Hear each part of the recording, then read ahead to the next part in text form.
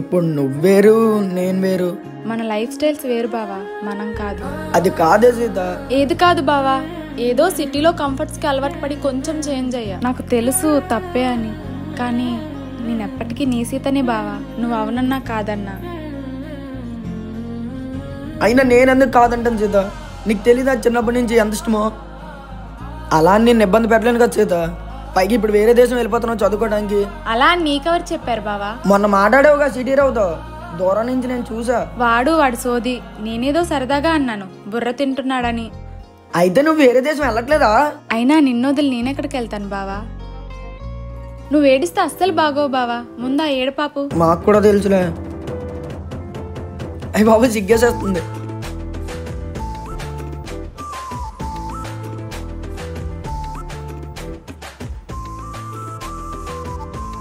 రామ్గఢ్ అన్నట్టే చేశాడు రా.